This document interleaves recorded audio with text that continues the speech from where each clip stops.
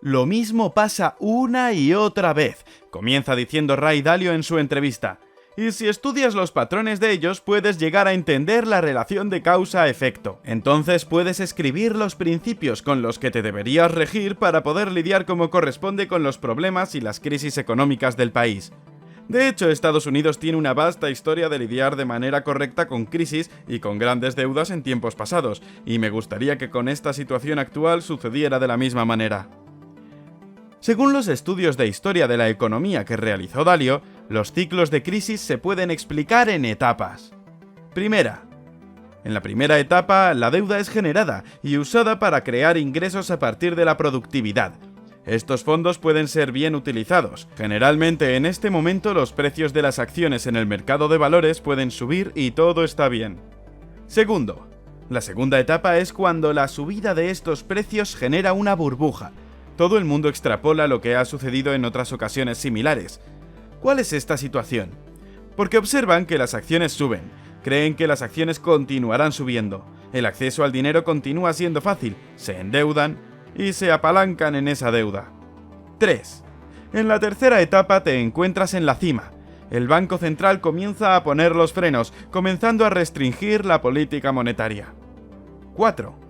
En la cuarta etapa comienza la bajada. Cuando la tasa de interés toca el 0%, entras en depresión del ciclo, porque la política monetaria no actúa de manera normal cuando tienes una tasa de interés que llegó a 0%.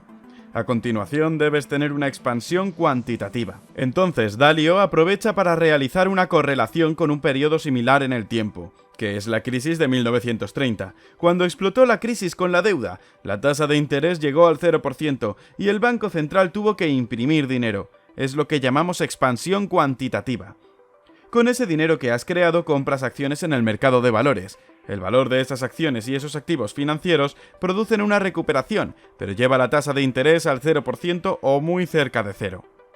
En el caso de la crisis actual, se han comprado 15 trillones de dólares en activos financieros, haciendo subir el valor de estos y llevando la tasa de interés por debajo de cero, lo que hace que todos los precios del mercado de valores vayan hacia arriba. La consecuencia de esto es el populismo, porque ese proceso crea una brecha entre los ricos y los pobres. Todos aquellos que tengan activos financieros ven que el valor de ellos sube y se vuelven más ricos, intensificando la brecha social. Si lo miras ahora mismo, el 0,1% de la población más rica del país tienen lo mismo que el 90% de los que menos tienen.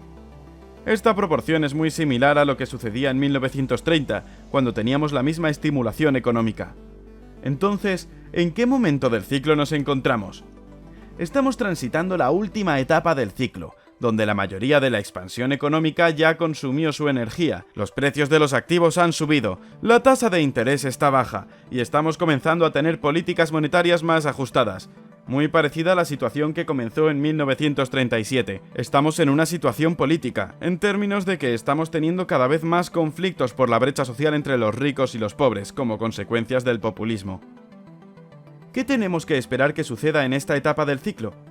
Estamos en la parte más tardía del ciclo, donde la política monetaria se comienza a ajustar y donde no hay mucha capacidad de exprimir más la economía, mientras que la tasa de interés comienza a subir. En la medida que crezca más rápidamente que lo que descuenta la curva, puede lastimar los precios de los activos, teniendo en cuenta que las acciones están en el precio más elevado. Por lo que en algún punto tendremos una corrección en el valor del mercado, porque es por ellos que tenemos una recesión. Nadie nunca lo entiende perfectamente, pero la principal preocupación de Dalio es cómo se irá sucediendo esta corrección, esta caída en los precios. Esto se estima que no será inmediato, probablemente lleve un par de años. Los ciclos de los que habla Dalio no solo ocurren en Estados Unidos, sino que lleva la teoría a nivel internacional. Según el inversor, también la situación mundial es parecida a la de 1930. Existe un poder que ya está establecido, Estados Unidos, y hay un poder que va emergiendo que tienen una rivalidad, China. Al comienzo su rivalidad tiene tintes solamente económicos, y después se pueden convertir en bastante antagónicos. Si revisamos la historia, Estados Unidos y el Reino Unido ganaron la Primera Guerra Mundial y tuvimos paz. Pero luego emergió el poderío alemán y japonés, y se volvieron rivales económicos, volviéndose más antagónicos, y sucedió la Segunda Guerra Mundial. Creo que se está replicando exactamente esta situación entre Estados Unidos y China.